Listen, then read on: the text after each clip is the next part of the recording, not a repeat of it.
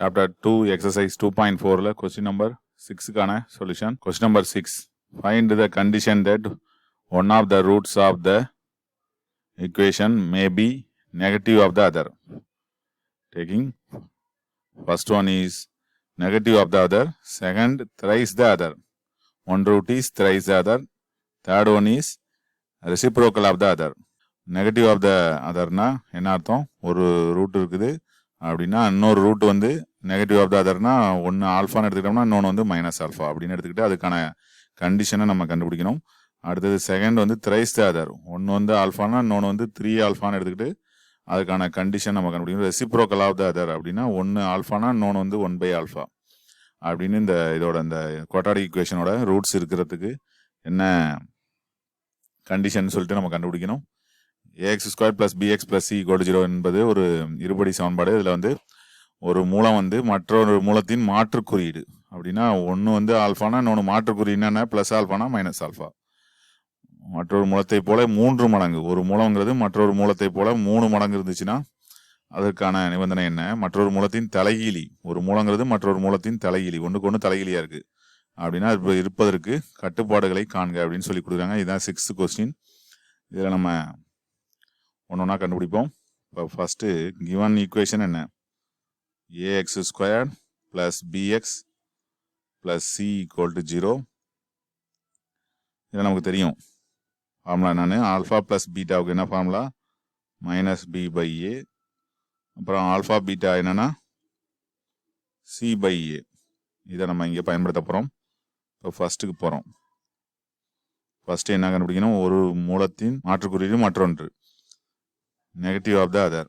அப்போ அந்த என்ன எடுக்கலாம்? அந்த let the roots be alpha comma minus alpha. அந்த மூலங்களை வந்து ஆல்ஃபா கமா மைனஸ் ஆல்ஃபா என்க. இதில் வந்து பீட்டாங்கிறது என்னன்னா மைனஸ் ஆல்ஃபா அப்படின்னு கூட நம்ம எடுத்து வச்சுக்கலாம். இப்போ நம்ம இதில் சப்ஸ்டிட் பண்ணுவோம். ஆல்ஃபா ப்ளஸ் பீட்டா ஈக்குவல் எவ்வளவு? -b/a. இதில் பீட்டாவுக்கு பதிலாக ஆல்ஃபா போட்டுருவோம். Alpha minus alpha equal to -b/a. ஆல்ஃபாவும் கேன்சல் ஆகிடும், 0 வந்துடும். இப்போ -b/a = 0. ஏன் அங்கே போனால் 0 ஆகிடும். இப்போ -b = 0. இதுலேருந்து என்ன எடுத்துக்கலாம்? b = 0ன்னு எடுத்துக்கலாம். இப்போ b 0 இருக்கிற ஈக்குவேஷனுக்கு ஒன்று வந்து மற்றொன்றையும் மாற்று குறியீடாக இருக்கும். ஃபார் எக்ஸாம்பிள் எக்ஸ்டைம் இல்லாத கணக்குக்கெல்லாம் பார்த்தீங்கன்னா x² இருக்கும், மாறிலி உறுப்பு இருக்கும். உதாரணமாக 9 வச்சுக்கோமே. இப்போ x² = 9னா x என்னது? +or-3. இப்போ +3 -3 ஒரு ரூட் வந்து அதற்கு இன்னொரு நெகட்டிவ் ஆஃப் த அதராக இருக்குது. என்ன காரணத்தினால? நம்ம எக்ஸ்டைம் இல்லை, பி இல்லாத பொழுது ஒன்று வந்து மற்றொன்றின் மாற்று குறியீடாக இருக்குங்கிறது தான் அந்த நிபந்தனை அப்படிங்கிறது இதுலேயும் தெரியுது. இதுதான் ஃபர்ஸ்ட்டுக்கான ஆன்சர். அடுத்தது செகண்ட் போகிறோம். Thrice the other. இப்போ என்னென்ன ரூட்ஸ் எடுத்துக்குவோம்? ஆல்ஃபா கமா 3 ஆல்ஃபா, அதாவது ஒரு மூலம் மற்றொரு மூலத்தின் 3 மடங்கு அப்படின்னு கொடுத்துருக்காங்க. இப்போ மூலங்கள் வந்து என்னென்ன எடுத்துக்கோம்? ஆல்ஃபா கமா 3 ஆல்ஃபா என்க. இப்போ பீட்டாங்கிறது என்னென்னா 3 ஆல்ஃபா. இந்த கணக்கை பொறுத்த வரைக்கும் பீட்டாங்கிறது 3 ஆல்ஃபா.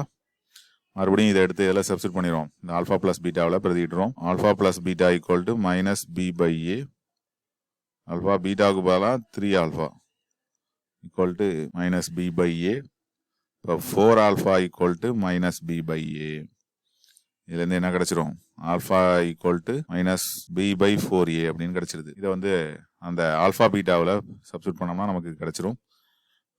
அப்போ ஆல்ஃபா பீட்டாங்கிறது ஏற்கனவே நம்ம கண்டுபிடிச்சி வச்சுருக்கோம். ஆல்ஃபா பீட்டா எவ்வளவு? c/a, மூலங்களின் பெருக்கல் பலன். ஆல்ஃபா பீட்டாவுக்கு பதிலாக 3 ஆல்ஃபா போட்டுடுறோம் equal to c/a. 3 alpha squared equal to c/a. 3 × ஆல்ஃபாவுக்கு பதிலாக ஏற்கனவே கண்டுபிடிச்சி வச்சுருக்கோம் -b/4a whole square equal to c/a. அப்படியே இதை ஸ்கொயர் பண்ணிக்கும். என்ன கிடைக்கும்? 3b² / 4² 16a² equal to c/a. ஒரு ஏவை நம்ம கேன்சல் பண்ணிடலாம்.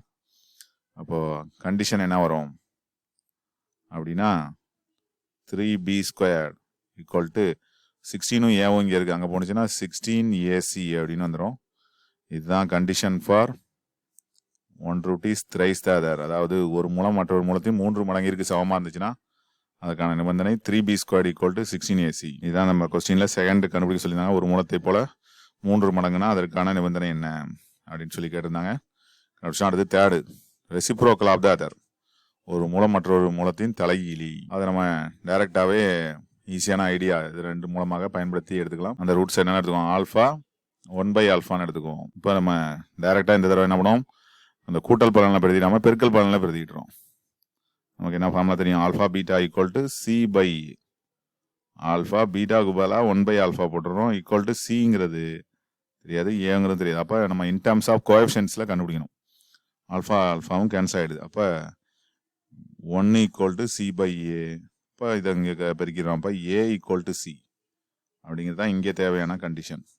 இப்போ இதுலேருந்து என்ன தெரியுது அப்படின்னா, கண்டிஷன் அப்படிங்கிறது ஆல்ஃபா பீட்டா இல்லாமல் வெறும் அந்த ஏபிசிங்கிற கோஎஃபிஷியன்ட்ஸ் கொஸ்டினில் கொடுத்துருக்கிறத வச்சு கண்டுபிடிக்கக்கூடிய இதுதான் வந்து என்னது இந்த கணக்குகள். அதில் நிபந்தனைங்கிறத நம்ம ஈஸியாக கண்டுபிடிச்சிக்கோம். மூன்றுமே ஈஸியானது தான். தேங்க்ஸ் ஃபார் வாட்சிங்.